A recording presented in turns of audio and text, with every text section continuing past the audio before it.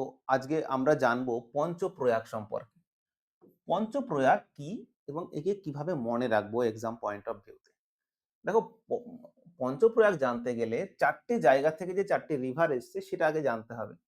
প্রথমে যমুনেত্রী থেকে যমুনা, গঙ্গোত্রী থেকে ভাগীরথী, কেদারনাথ থেকে মন্দাকিনী, বদ্রীনাথ থেকে অলকানন্দা রিভার। তো এই যে চারটে রিভার এসছে, এই চারটে রিভারের সাথে পঞ্চপ্রয়াগ এবং প্রয়াগরাজ কিভাবে কানেক্টেড সেটা আমরা দেখব।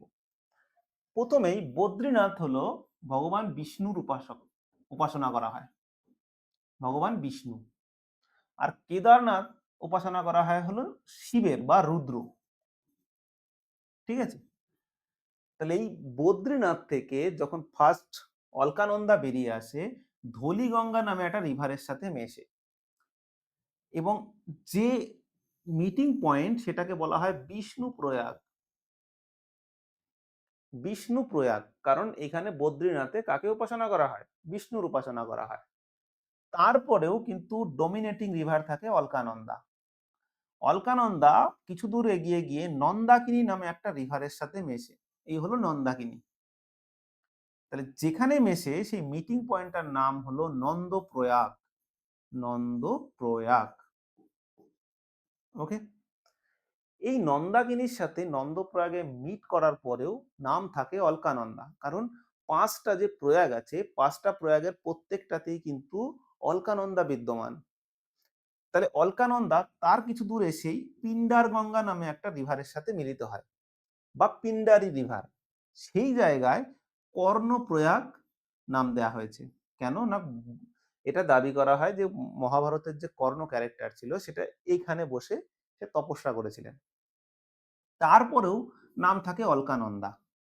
এবার অলকানন্দা কিছু দূর এগিয়ে আসে এবং কেদারনাথ থেকে রুদ্র বাবার যে ধাম শিবের, সেখান থেকে মন্দাকিনী রিভার আসে, যেখানে মিলিত হয় সেটার নাম রুদ্রপ্রয়াগ।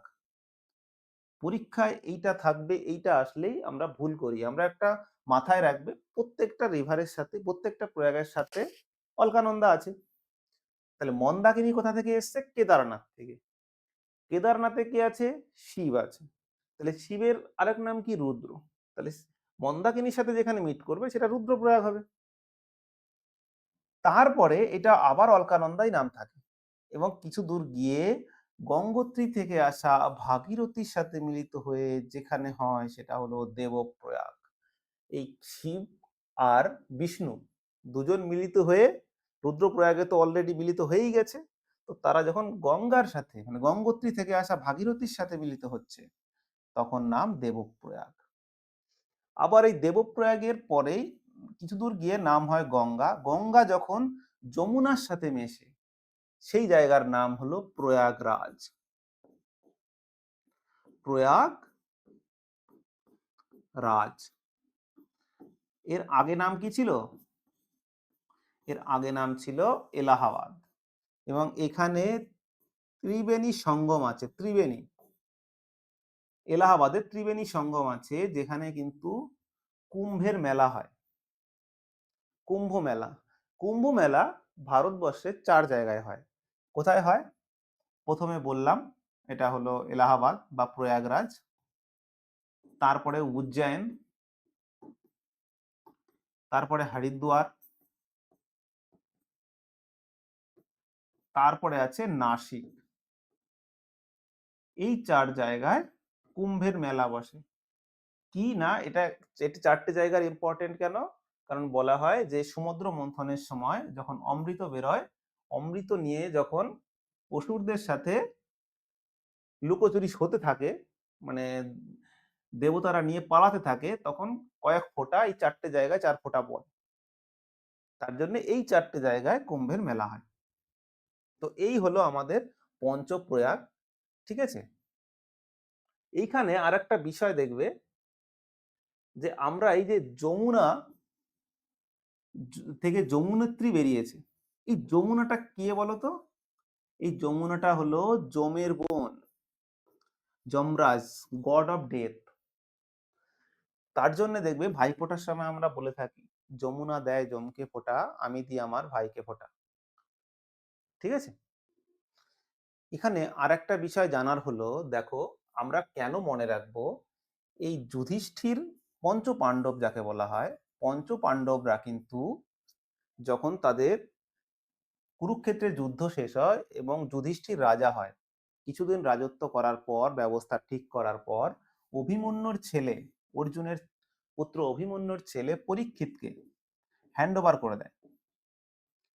রাজত্ব পাট সঁপে দিয়ে তারা 5 ভাই এবং তাদের স্ত্রী দ্রৌপদী, তো তারা ধাম যাত্রা শুরু করে স্বর্গের উদ্দেশ্যে। এবং স্বর্গের উদ্দেশ্যে যে রুটটা নেয় ফাইনালি, এটা হলো যমুনেত্রী, গঙ্গোত্রী, কেদারনাথ, বদ্রীনাথ। এরা এই গঙ্গোত্রীর পরে কেদারনাথে গিয়ে শিবের কাছে ক্ষমা চাওয়ার জন্য যায়, কারণ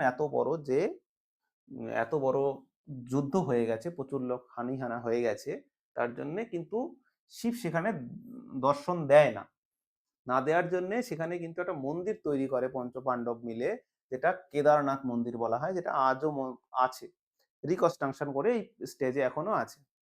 এই কেদারনাথ থেকে তারা বদ্রীনাথ যায়, বদ্রীনাথে সমস্ত ত্যাগ করে তারা সেখান থেকে 25 কিলোমিটার দূরে শতপান্ত নামে একটা লেক আছে, সেখান থেকে যুধিষ্ঠির কিন্তু একা জীবিত অবস্থায় স্বর্গে যায়। এবং এই টোটাল রাস্তায় তাদের সাথে একটা ডগ তাদের সাথে ছিল। ঠিক আছে? তো এই হলো মাইথোলজিক্যাল ইম্পর্টেন্স আমাদের কাছে। ওকে?